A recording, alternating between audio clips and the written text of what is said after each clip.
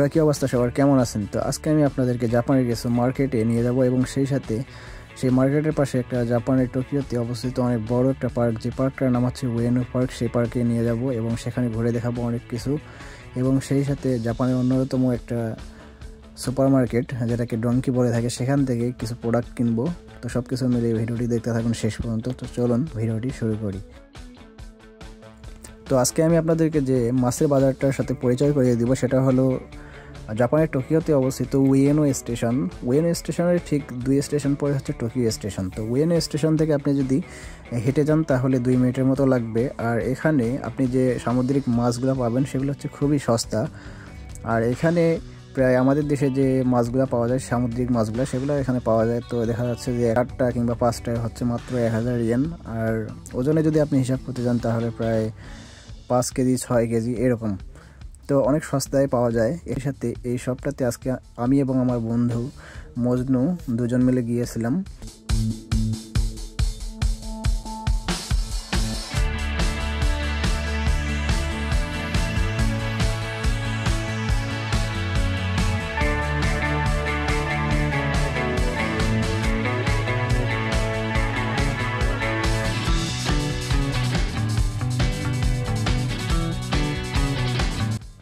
তারপর আমরা গেলাম ফলের মার্কেটে এবং সেখানে ফলগুলো ছিল অনেক বেশি সস্তা। তো দেখা যাচ্ছে এখানে 500 কিংবা 600 গ্রাম আঙ্গুর ফল প্রায় 400 450 ইয়েন এরকম। যেহেতু এখন সামার সিজন, আর অন্যান্য যত ফল আছে এখানে, তরমুজ থেকে শুরু করে ব্যানানা, তারপর আনারস, সব কিছু এখানে খুব বেশি সস্তা, খুব বেশি এখানে সেল হচ্ছিল। কারণ আমরা যেদিন গিয়েছিলাম সেদিন খুব বেশি রোদ ছিল।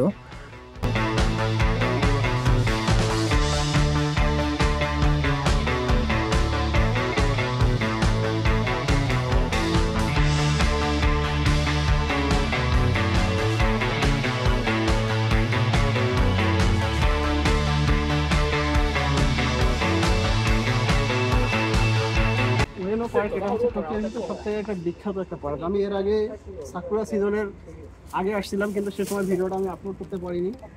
আর এখন আসছি একবারে খুব বেশি, এখন যেহেতু সামার সিজন আর খুবই বেশি গরম, লোটাস ফুলের গাছগুলো এখন অনেক বড় হয়ে গেছে। এর আগের বার আমি যখন আসছিলাম তখন কিন্তু সাকুরার সিজন, সাকুরা দেখার জন্য আসছিলাম, যদিও সাকুরা ফুটে নেই, সেই ভিডিওটা আমি এখন পর্যন্ত আপলোড করিনি। আর এবার আসছি যখন, এখন কিন্তু লোটাস ফুলগুলা ফুটবে আর কিছুদিনের ভিতর। আমি আগের বার যখন আসছিলাম তখন কিন্তু চারদিকে লোটাস ফুলের যে গাছগুলো সেগুলো কিন্তু একবারে ছিল না, সব কিছু মানে কেটে ফেলা হয়েছিল। আর এখন কিন্তু এই যে লোটাস ফুল আপনারা যেটা দেখে থাকেন ভিডিওতে বিভিন্ন রকমের, এখন অনেক সুন্দর দেখাচ্ছে, চারদিকে শুধু সবুজ পাতা। আর এখন কিছু কিছু ফুলের কলি বের হয়েছে, আশা করা যায় আর প্রায় 10 থেকে 15 দিনের পর কিন্তু এই কলিগুলা চারদিকে লোটাস ফুলে কিন্তু ছেয়ে যাবে, এই সাইডটা ওই সাইডটা সব দিকে। মূলত এটা একটা টুরিস্ট স্পট। আর এখানে কিন্তু প্রায় 5টা মিউজিয়াম আছে, টোকিও মিউজিয়াম আরও অনেকগুলা। এগুলো হচ্ছে টোকিওর ভিতরে মোস্ট যে ফেমাস প্লেসগুলো সেগুলা। এই যে লোটাস ফুলের গাছগুলা, এগুলো কিন্তু আর কিছুদিন অলরেডি কিন্তু ফুল আসছে এবং বেরও হয়েছে। তবে একবার সব যখন বের হবে তখন কিন্তু এটার খুবই সুন্দর দেখার একটা সৌন্দর্য হবে। আপনি জুলাই মাসের 15 তারিখের দিকে এখানে যদি আসেন তাহলে কিন্তু এগুলো দেখতে পারবেন সবকিছু। জাপানের সব জায়গাতেই কিন্তু আপনার যে পানি একবারে ক্লিন থাকে, মাছ ভেসে বেড়ায় দেখা যায়, কিন্তু এখানে পানিটা তেমন একটা ক্লিয়ার না, কারণ চারদিকে যেহেতু বিভিন্ন রকমের গাছ থাকে সেগুলো পচে যাওয়ার পরে পানিটা কিন্তু একটু কালো রঙের হয়ে যায়। তারপরে কিন্তু এখানে কিন্তু অনেক বড় বড় এগুলো হচ্ছে মেবি কাতল মাছ কিংবা তেলাপিয়া মাছ, অনেক সুন্দর, একসাথে অনেকগুলো আসছে। এখানে যদি আমরা খাবার দিই আরও কিন্তু সাইডে থেকে সব আসবে, কিন্তু এখানে কিন্তু কেউ কিন্তু একটা কোনো মাছ কিন্তু হাত দিয়ে ধরে না কিংবা উঠায় নিয়ে যায় না। এটা একটা জাস্ট সৌন্দর্য। আমি যদি আপনাদেরকে দেখাই, তো এগুলো হচ্ছে সব লোটাস ফুল দেখতে পাচ্ছেন এই সাইড এবং এদিকেও রয়েছে। তবে ফুলগুলো না ফুটা পর্যন্ত আমাদেরকে সেই সৌন্দর্যটা দেখার জন্য ওয়েট করতে হবে। এখন আমি যেটা সামনে দাঁড়িয়ে আছি এটাতে বিভিন্ন রকমের মাছড়ি, যেটা হচ্ছে ফেস্টিভ্যাল, সেই টাইমে কিন্তু এখানে যে এখানে সিস্টেমটা রয়েছে সেটা কিন্তু চালু করে দেওয়া হয়। আর এখান দিয়ে সেই বাসটার উপর দিয়ে কিন্তু পানিটা কিন্তু নিচে পড়ে, আর এটাকে তারা বলে পবিত্র পানি। এখান থেকে তাদের কিন্তু সিস্টেম রয়েছে, আমরা যেভাবে অজু করি ঠিক সেভাবে কিন্তু হাত ধোয়, ভালোভাবে ধোয়ার পর তারপর কিন্তু তারা এদিকে দেখতে পাচ্ছেন এই মন্দিরে যায়। যাওয়ার পর এখানে তারা তাদের ধর্মে যেটা বিশ্বাস করে, বিভিন্ন রকমের তাদের যে পুরোহিত রয়েছে এখানে তারা তাদের ভাগ্যে বিশ্বাস করে এরকম কিছু কাগজ, সেই কাগজগুলোতে তারা মনে করে যে হাত দিয়ে উঠানোর পর যে এখানে যা কিছু লেখা আছে সেগুলো তার পরবর্তী বছরে কিংবা এগুলো তার ভাগ্যে রয়েছে, এগুলো তারা বিলিভ করে আর কি। এই যে মন্দিরটা দেখতে পাচ্ছেন, এটা অনেক সুন্দর, জাপানিজ কালচারাল মানে এটা প্রার্থনা করার জায়গা। আর চারদিকে কিন্তু এগুলো লাইটিং এর মাধ্যমে সুন্দর করে সাজিয়ে রাখা হয়েছে। আর এই যে শহরের মাঝখানে হঠাৎ করে আজকে এত বেশি গরম, এই গরমের মাঝখানে যখন আমরা এই জায়গাটা আসছি, এই যে দেখতে পাচ্ছেন আপনারা, এদিকে এগুলো সব লোটাস ফুল, আর এগুলো লোটাস ফুলের সাইডে এগুলো হচ্ছে সব সাকুরা ফুল। আমি যে জায়গাটাতে আসছি এখান থেকে একবারে পুরো সাইডটা ভালো মতো দেখা যাবে। জাপানে কিন্তু কিছু কিছু জায়গা আছে সেগুলোতে কিন্তু ফ্রুটসের প্রাইস খুবই কম।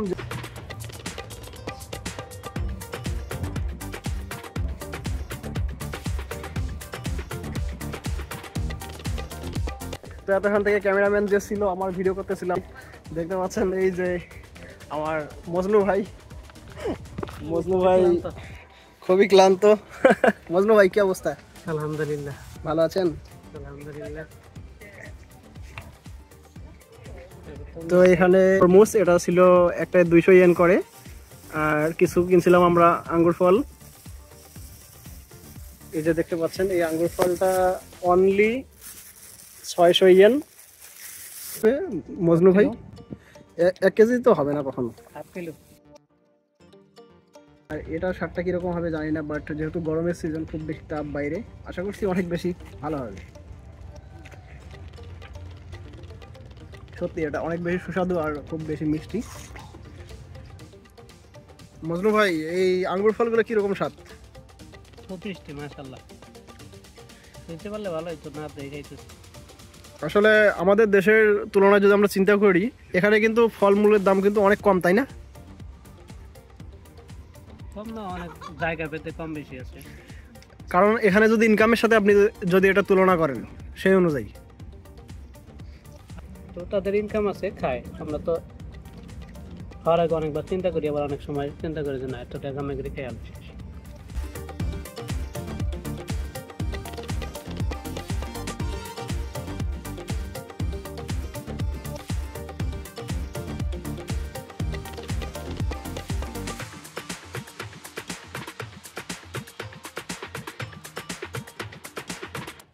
বোর্ডগুলো রয়েছে এগুলোতে কিন্তু আপনি কিন্তু 30 মিনিটের জন্য 500 ইয়েন 700 ইয়েন আপনি কিন্তু এগুলোতে কিন্তু আপনি বোটিং করতে পারবেন। আর এখন অলরেডি টাইম প্রায় শেষ, সেজন্য কিন্তু সেই সুযোগ হলো না, অন্য কোনো সময় এসে ট্রাই করবো।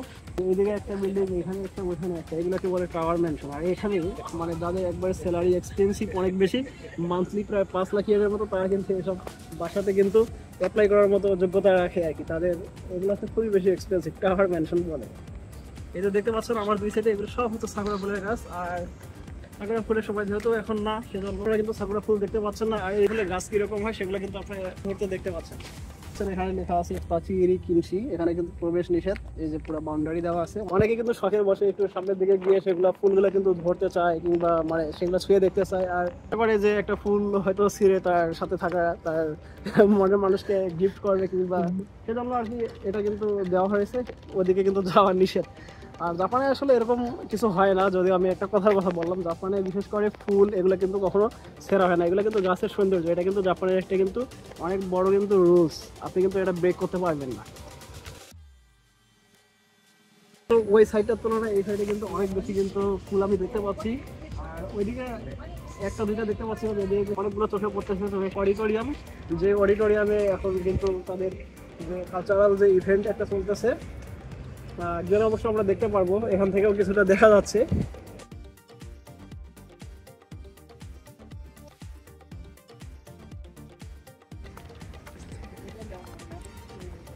সব মাছ এখানে এসে কিন্তু জড়ো হয়েছে, এখানে পুরো এরিয়াটা কিন্তু মাছের জন্য কালো হয়ে গেছে, আপনারা দেখতে পাচ্ছেন সবাই।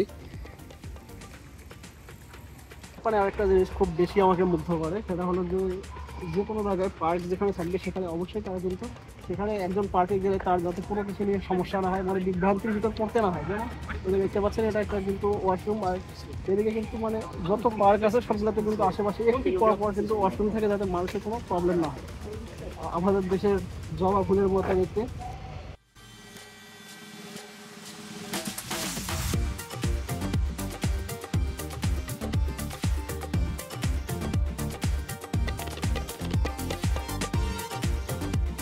লোটাস ফুলের মাঝখানে যদি আপনি ছবি তুলতে চান যে আপনার চার সাইডে শুধু ব্যাকগ্রাউন্ড ফুল থাকবে, সেজন্য কিন্তু তারা কিন্তু এদিক দিয়ে একটা মাঝখানে কিন্তু একটা যাওয়ার ব্যবস্থা করে দিচ্ছে, সেখানে কিন্তু আপনি ছবি তুলতে পারবেন।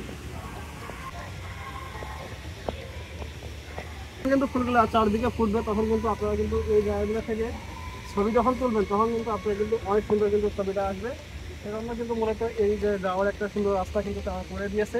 আসলে একটা পার্কে যখন কোনো প্ল্যানিং করা হয় তখন কিন্তু অনেক কিছু বিষয় কিন্তু মাথায় রেখে কিন্তু করা হয়। পাতাগুলা অনেক বড় বড়, আমাদের দেশে যে এক ধরনের কচুর পাতা আছে অনেক বড় দেখতে হয়। আমরা ছোটবেলায় যখন বৃষ্টির সময় ছিল, বৃষ্টির সময় আমরা স্কুল থেকে আসছিলাম, এরকম কিন্তু বড় বড় পাতা ছিল প্রচুর, সেগুলো কিন্তু আমরা মাথায় দিয়ে আসছিলাম বৃষ্টির পানি যাতে না পড়ে। এই যে দেখতে পাচ্ছেন অনেক বড় বড় এই পাতাগুলা। এটা হলো সেই মন্দিরটা যেটার সামনে দিয়ে কিন্তু আমরা আসছিলাম। আর এখানে কিন্তু এমনভাবে লাইটিংটা করা হয়েছে তার সাইড থেকে, লাল রঙের আলোটা এমনভাবে সেখানে সিস্টেম করে দেওয়া হয়েছে, সেখানে কিন্তু বাতির আলোটা এমনভাবে পড়তেছে মনে হচ্ছে যে সূর্যের আলো সেখানে কিন্তু পড়তেছে।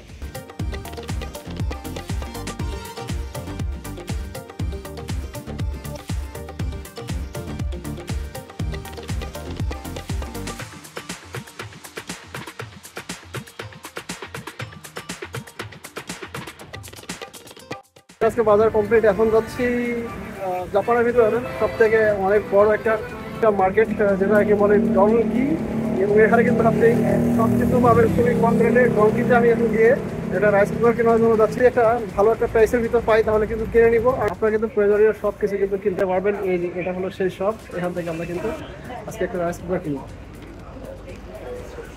এখানে কিন্তু সব শপে আপনাকে কিন্তু ট্যাক্স প্রদান করতে হয়, একমাত্র কিন্তু সব আছে যেমন তার ভিতরে ডঙ্কি হচ্ছে একটা। এখানে এটা হলো ট্যাক্স ফ্রি শপ, এখানে কিন্তু আপনার কোনো টাকা লাগবে না। সেজন্য একটা 5,000 টাকার প্রোডাক্ট কিনলে কিন্তু আপনি 500 টাকা কিন্তু ছাড় পেয়ে যাচ্ছেন। তো ভাই এখানে এমন একটা ফ্যান দেখছি আমি, এটা উপরে নিচে চারদিকে 360 ডিগ্রি অ্যাঙ্গেলে কিন্তু মুভ করতেছে।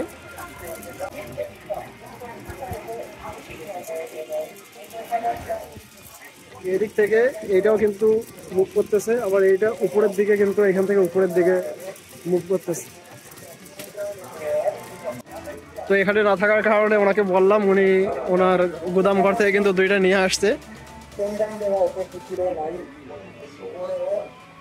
তো দেখছো দেখছো হারাই মাছ তো দে দেখতে দেখতে হাই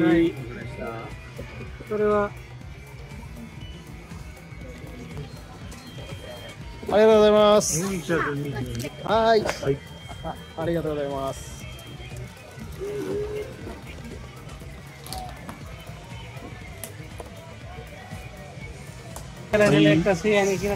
আপনি হ্যাপি? আপনি হ্যাপি অনেক? তো দুইটা কিনলাম আমি এবং আমার ভাই মজনু ভাই।